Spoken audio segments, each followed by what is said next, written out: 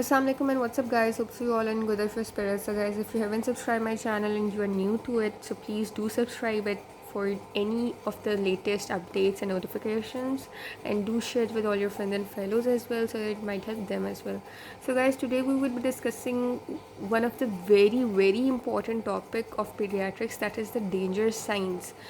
Before you start studying any of the topic of pediatrics, you must know what are the danger signs in pediatrics. ठीक है, it is very important. आप कुछ भी पढ़ें, आपको पता होना चाहिए कि असल में पीडियाट्रिक्स में कौन से डेंजर साइंस हैं जिसकी वजह से आपने इमीडिएटली जो है वो बच्चे को लाजमी डॉक्टर के पास लेके आना है फॉर चेकअप. ठीक है, सो लाइक आप कोई भी केस देख लें, अगर सिवियर डिहाइड्रेशन का पेशेंट है, सो उसमें कुछ ऐसे साइंस होंगे that are very dangerous for the child. ठीक है, that can ultimately lead to its death. ठीक है, सो आपको इसलिए ये डेंजर साइंस लाजमी पता होना चाहिए. सबसे पहला साइन है ऑब्स्ट्रक्टिव या एब्सेंट ब्रीथिंग.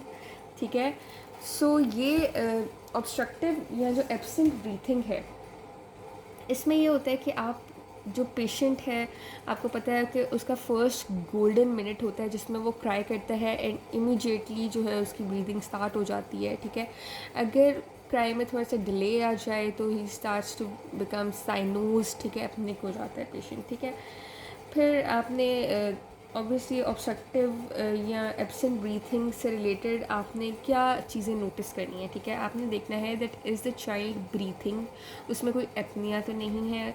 ठीक है, फिर आपने उसकी चेस्ट वॉल मूवमेंट्स देखनी है, आपने उसकी ब्रेथ साउंड सुननी है, उसकी वीजिंग देखनी है. ठीक है, स्ट्राइडर देखना है, अगर स्ट्राइडर है तो इट वुड इंडिकेट कि कोई अपर एयरवे ऑब्स्ट्रक्शन है. ठीक है, और strider is basically a whooping sound. ठीक है, सो आपने वो देख लेना है. ठीक है, फिर आप इसके अलावा इंश्योर करेंगे और मेंटेन करेंगे एयरवे पेटेंसी को, उसकी ब्रीदिंग को रिस्टोर करेंगे. ठीक है, इस तरह से फिर आप जो है उस ऑब्स्ट्रक्टिव या एब्सेंट ब्रीदिंग को ट्रीट कर रहे होंगे. ठीक है, एंड अगर उस एयरवे पेटेंसी जो है वो नॉर्मल वेज के साथ जो है वो मेंटेन नहीं हो पा रही, तो फिर आप एंडोट्रेकियल ट्यूब इंटुबेशन की तरफ जाते हैं और उसके थ्रू आप 100% ऑक्सीजन एडमिनिस्टर कर रहे होते हैं and you try to rectify this problem. ठीक है, so this is the first danger sign. ठीक है, कि आपने बच्चे की ब्रीथिंग चेक करनी है कि इट इज़ ऑब्स्ट्रक्टिव,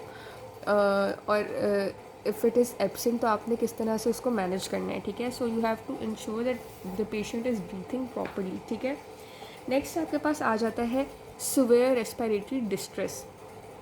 सो इसमें बेसिकली आपको पता है कि फ़र्स्ट 2 मंथ्स में जो ब्रीदिंग है दैट इज़ फास्ट ब्रीदिंग. ठीक है, नॉर्मल से फास्टर ब्रीथिंग होती है in first 2 months of age. ठीक है, एंड मोस्टली इसमें जो है आप देखते हैं कि बच्चा साइनोज तो नहीं है, उसकी जो रेस्पिरेटरी मसल्स हैं वो प्रॉपरली काम कर रहे हैं या नहीं. ठीक है, अच्छा, बेसिकली सिवियर रेस्पिरेटरी डिस्ट्रेस में आपके पास अगर पेशेंट शेलो ब्रीथिंग के साथ होगा, so it might be due to hypoventilation, hypercapnia. ठीक है, चेस्ट रिसेशंस आपको देखने को मिल सकती हैं.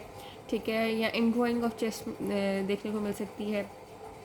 पेशेंट बहुत ज़्यादा ज़ोर लगा के जो है वो सांस ले रहा होगा, हाइपर वेंटिलेशन होगी इसमें. ठीक है, तो आप देख सकते हैं कि अगर उसको हाइपर वेंटिलेशन का केस है या हाइपो वेंटिलेशन का केस है. ठीक है, यानी ऑब्वियसली हाइपो वेंटिलेशन होगी तो शैलो ब्रीथिंग होगी. ठीक है, चेस्ट इनग्रोइंग होगी, चेस्ट रिसेशंस होंगे. अगर हाइपर वेंटिलेशन है तो इंक्रीज वर्क होगा ऑफ ब्रीथिंग. ठीक है, इसके अलावा कोस्मॉल ब्रीथिंग जो कि एसिडोटिक ब्रीथिंग होती है वो आप असेस कर सकते हैं. ठीक है, देन आप साइनोसिस देखेंगे, that is there any peripheral और सेंट्रल साइनोसिस. ठीक है, पेरिफेरल मोस्टली एक्सट्रीमिटीज़ में होता है, लाइक नोज़ में एंड नेल्स में. ठीक है, और जो सेंट्रल साइनोसिस है that is in due to respiratory and सीवियस कॉजेज मोस्टली, और ये आपके पास टंग में, लिप्स में और म्यूकस मेम्ब्रेन्स में नज़र आएगा. ठीक है, ये वाली जगह ब्लू हो जाती हैं. ठीक है, उसके बाद फिर आपके पास जो चीज़ आती है दैट इज़ कि आपने देखना है कि कोई एडिड पल्मोनरी साउंड्स तो आपको सुनाई नहीं दे रही, लाइक वीज, ब्रोंकोस्पैज्म, या अगर साइलेंट चेस्ट है यानी air does not move in and out, तो वो आप देख सकते हैं. स्ट्राइडर देख सकते हैं. ठीक है, देन ग्रोनिंग आप देखते हैं फर्स्ट 12 मंथ्स में. जो क्रॉनिक पल्मोनरी पैरेन्काइमल डिजीज़ हैं उनमें ये कंपेंसेटरी मैकेनिज्म होता है बेसिकली क्रॉनिक, ठीक है। फिर वही आप suprasternal recessions, intercostal recessions, subcostal recessions, sternal recessions check out करते हैं, ठीक है। So this was about severe respiratory distress, जो कि आपके पास सेकेंड डेंजर साइन है। So first danger sign was obstructive या absent breathing, second is severe respiratory distress, ठीक है। उसके साथ तो पेशेंट आपके साथ प्रेजेंट नहीं कर रहा है, if is presenting so it is a severe danger sign, you have to rule out what is the problem, ठीक है। देन डिहाइड्रेशन, तो इसमें भी जो सिवियर डिहाइड्रेशन है ना, उसमें मोस्टली पेशेंट आता है विद वॉमिटिंग, डायरिया, ठीक है। And there is a high risk of mortality and morbidity in this case, ठीक है। क्योंकि सिवियर डिहाइड्रेशन में जो पेशेंट है मोस्टली उसकी संकन आइज़ होती हैं, उसके जो फॉन्टेनल्स हैं वो डिप्रेस्ड होते हैं, ठीक है। इसके अलावा उसका स्किन टर्गर बहुत पुअर होता है, ठीक है। इलास्टिसिटी जो है वो भी मतलब आपको अगर नॉर्मली आप स्किन को मतलब इस तरह से पिंच करें ना, so it moves back to its place within 2 seconds, ठीक है। लेकिन अगर हमारे पास सिवियर डिहाइड्रेशन का पेशेंट होगा, सो उसमें after the pinch of skin जो स्किन है it takes more than 2 seconds to return back, ठीक है। So it shows that the patient is severely dehydrated. फिर ड्राई कोटेड और लेस्टरलेस टंग होगी उसकी, ठीक है। आप उसकी टंग को भी देखेंगे। सो आइज़ देखिए आपने, उसकी फॉन्टेनल्स देखे आपने, उसकी स्किन पिंच कर ली, ठीक है। देन आप उसकी टंग देखेंगे, वो ड्राई कोटेड लेस्टरलेस होगी, ठीक है। इसके अलावा आपको पेशेंट जो है वो ड्राउजी अपेयर होगा, ठीक है। और बहुत वीक, फीबल, थ्रेडी, रैपिड पल्स होगी उसकी, ठीक है।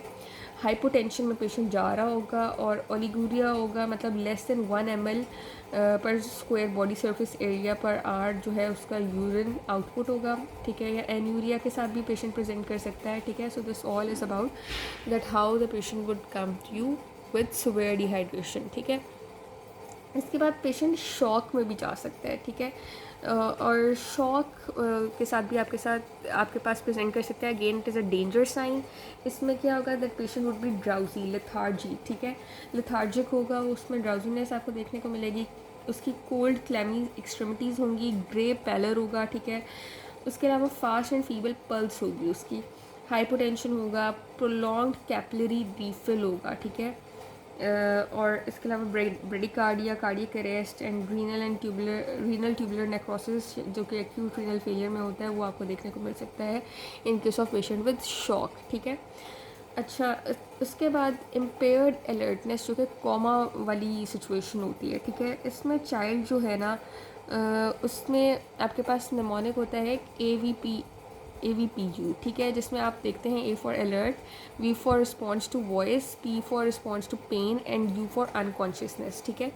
सो कोमा को असेस करने के लिए आपके पास AVPU है, ठीक है। A for alertness, V for response to voice, P for pain, ठीक है, response to pain and U for unconsciousness. So ये सारी चीज़ें जो है अगर वो आप देखेंगे और उसके बाद आप असेस करेंगे that if the patient has impaired alertness, जो कि कोमा की सिचुएशन होती है। So again it is a danger sign. Then neck rigidity आप देखेंगे, ठीक है। इसमें आप बेसिकली मेनिंजियल इरिटेशन के जो साइंस हैं वो देख रहे होते हैं। और साइंस ऑफ मेनिंजियल इरिटेशन में क्या है कि ऑब्वियसली नेक रिजिडिटी होगी, नेक स्टिफनेस होगा, ठीक है। कर्निक साइन पॉजिटिव होगा, ब्रुडजिंस्की साइन, ट्राइपॉड साइन, ये सब पॉजिटिव होंगे, ठीक है। जब पेशेंट रिकवर करता है ना फॉर मेनिंजियल इरिटेशन, ठीक है, सो अनकॉन्शियस चाइल्ड जो रिकवरी पोजीशन होती है, मतलब जिस तरह से आप उसको रिकवर करेंगे from this meningeal irritation that is causing neck rigidity, तो उसके लिए जो पोजीशन है that is left lateral position, ठीक है। ये आपने चीज़ याद रखनी है, ठीक है। उसके बाद फिर आपके पास सीयर्स या कन्वर्जन्स भी एक डेंजर साइन है। ये डेंजर साइंस इतने इंपॉर्टेंट है ना कि आपके पास प्रॉफ में वाइवर्स में पूछे जाते हैं, ठीक है। कोई भी लॉन्ग केस हो, any examiner can ask at any time that yes tell me what are the danger signs of paediatrics, ठीक है। तो अच्छा, फिर मैंने आपको बताया कि लास्टली जो डेंजर साइन है दैट इज़ सीयर्स, ठीक है। अब सीयर्स या कन्वर्जन्स में आपके पास डिफरेंट टाइप्स आ जाती हैं, जिसमें आपके पास सबटल सीयर्स होते हैं, ठीक है। इसमें आपके पास जो ऑक्यूलर मूवमेंट्स हैं वो रेंज करती हैं from random and roving eye movements to sustained conjugate tonic deviation with और विदाउट जर्किंग, ठीक है। इसके अलावा फिर आपके पास ये हो गई सेप्टल सीयर्स। फिर आपके पास आता है जनरलाइज्ड सीयर्स, ठीक है। अब जनरलाइज्ड सीयर्स ये हैं कि आपके पास दोनों हेमिस्फीयर्स इसके अंदर इन्वॉल्व होते हैं। देन आपके पास आ जाते हैं टॉनिक क्लॉनिक सीयर्स, ठीक है। टॉनिक क्लॉनिक सीयर्स जो हैं इसमें इनको हम ग्रैंड माल सीयर्स भी कहते हैं। इसमें स्टिफनिंग और ट्विचिंग और जर्किंग मूवमेंट्स आपको नज़र आती हैं, स्ट्रॉन्ग मसल मूवमेंट्स होती हैं दोनों साइड्स ऑफ बॉडी पे, ठीक है।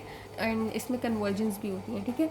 देन आपके पास आ जाता है फोकल सीयर्स, ठीक है। फोकल सीयर्स में सीएनएस के किसी एक पॉइंट की इन्वॉल्वमेंट होती है and that causes twitching of face, ठीक है। उसके बाद आपके पास मायोक्लोनिक सीयर्स हैं। मायोक्लोनिक सीयर्स अपर और लोअर लिम में नज़र आ सकते हैं, ठीक है, अपर या लोअर लिम में। फिर एटॉनिक सीयर्स होते हैं जो कि जिसमें आपकी जो बॉडी है उसमें सडनली वो अपना टोन लूज़ कर जाती है, ठीक है। So body loses its tone suddenly in case of atonic seizures, ठीक है। देन फेब्राइल सीयर्स हैं। सो फेब्राइल सीयर्स में आपके पास सीयर्स होगा और साथ फीवर भी होगा, ठीक है। फीवर प्लस सीयर्स होते हैं in case of febrile seizures, ठीक है। देन आपके पास आ जाते हैं न्यूरोक्यूटेनियस सिंड्रोम्स, न्यूरोक्यूटेनियस सिंड्रोम्स, जिसमें मोस्टली आपके पास आ जाते हैं न्यूरोफाइब्रोमेटोसिस, ठीक है। सो ये थे आपके पास कुछ डेंजर साइंस। अच्छा, एक और चीज़ कि जब आपसे पेशेंट पूछे that what are the danger signs, मैंने आपको बताया था कि सीवियर डिहाइड्रेशन में पेशेंट जो है उसको वॉमिटिंग होती है और डायरिया होता है। सो अगर आपने कह दिया ना अपने एग्जामिनर को कि उसको vomiting is a danger sign, so वो आपका जवाब जो है ना he would consider it wrong, क्योंकि वॉमिटिंग बहुत सवेयर ना रुकने वाली vomiting is a danger sign, ठीक है। That is a danger sign. Normal vomiting मतलब ट्रीटेबल है, लेकिन if it is persistent and continues for a long time, so that both vomiting dehydration vomiting and diarrhea, then that is included in danger sign, ठीक है। सो I hope आपको ये danger science वाला topic जो है वो क्लियर हो गया है। मैं इसकी जो नोट्स है ना वो आपके साथ शेयर कर दूँगी, ठीक है, व्हाट्सएप ग्रुप में भी, और ग्रुप का लिंक आपके पास डिस्क्रिप्शन में है। और इसके अलावा मैं इसको यहाँ यूट्यूब पे भी अपलोड कर दूँगी इसके नोट्स को, ठीक है। तो आप इसका स्क्रीनशॉट वहाँ से भी ले सकते हैं। Thanks for watching and please do share it with all your friends and fellows.